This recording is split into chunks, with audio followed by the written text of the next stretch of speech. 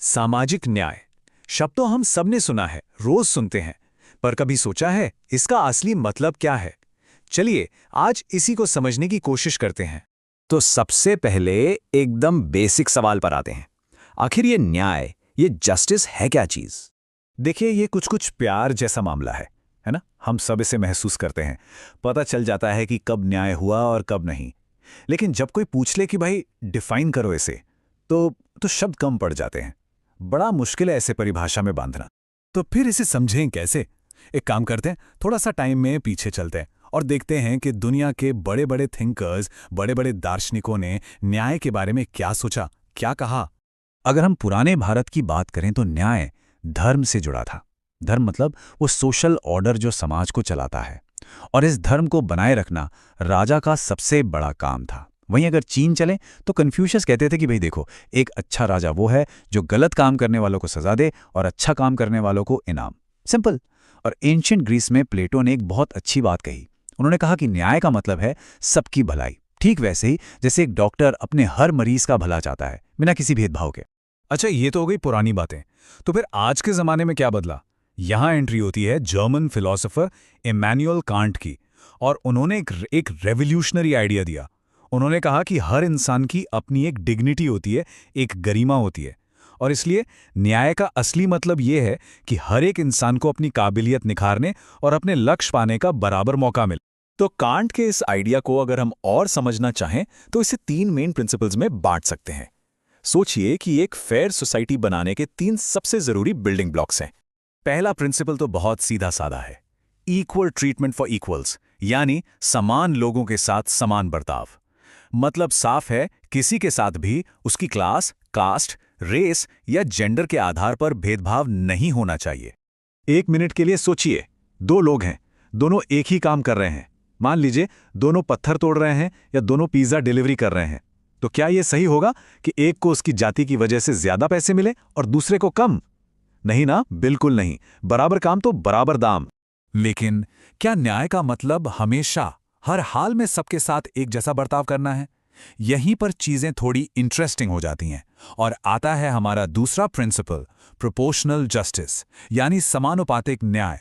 ये कहता है कि हाँ, लोगों को उनके एफर्ट, उनके स्किल और उन्होंने कितना रिस्क उठाया, इसके आधार पर अलग अलग रिवॉर्ड देना भी फेयर है।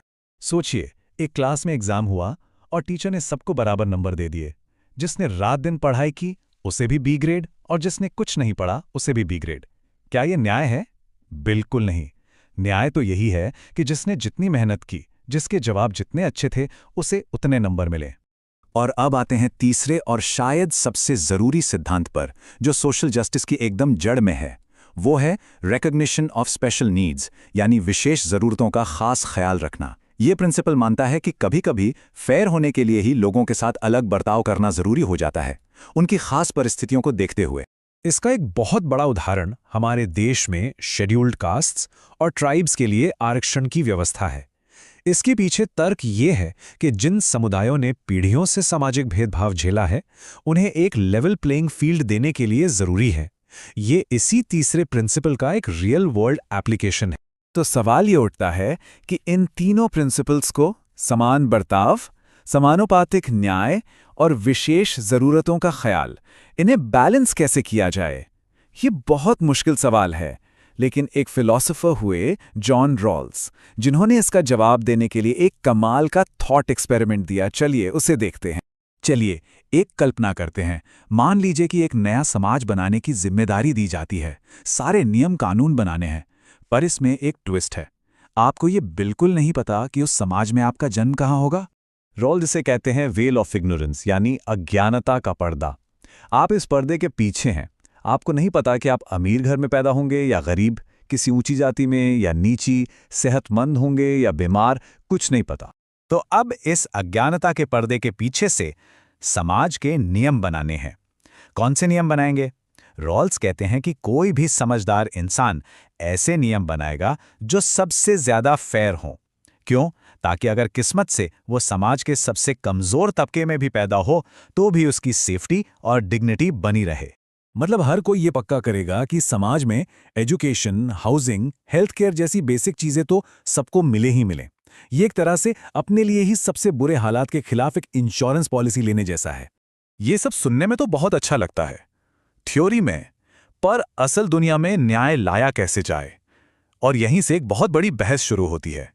मार्केट का रोल ज्यादा होना चाहिए या स्टेट का? देखिए, एक तरफ है फ्री मार्केट के सपोर्टर्स। उनका कहना है कि कंपटीशन को खुला छोड़ दो, जिसके पास टैलेंट होगा वो आगे बढ़ेगा, मार्केट सबको बराबर मौका देता है। वहीं दूसरी तरफ के लोग कहते हैं कि नहीं, फ्री मार्केट तो पहले से ही ताकतवर लोगों को और फायदा पहुंचाता है, इसलिए सरकार को यानी स्टेट को बीच में आना होगा और ये इंश्योर करना होगा कि जो लोग पीछे रह गए हैं उन्हें भी बेसिक सुविधाएं मिलें, ताकि मुकाबला बराबरी का हो। तो इन सारे प्रिंसिपल्स, इन सारी बहसों के बाद हम आखिर में पहुंचते कहाँ हैं? क्या है सोशल जस्टिस का अल्टीमेट गोल? हम पाना क्या चाहते हैं? इस सवाल का एक बहुत ही गहरा जवाब डॉक्टर B.R. अम्बेडकर ने दिया था।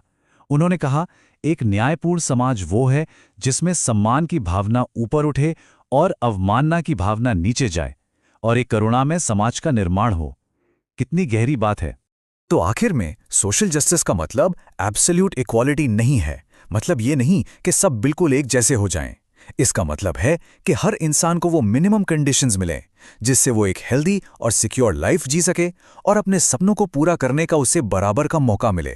तो ये चर्चा एक सवाल पर आकर रुकती है। एक न्यायपूर्ण समाज बनाने के लिए इन 3 सिद्धांतों, समान बर्ताव, आनुपातिक न्याय और विशेष जरूरतों का ख्याल, इनके बीच सही बैलेंस कैसे बनाया जाए? इसका कोई एक आसान जवाब नहीं है, पर यह वो सवाल है जो हम सबको एक समाज के तौर पर खुद से बार बार पूछते रहना होगा।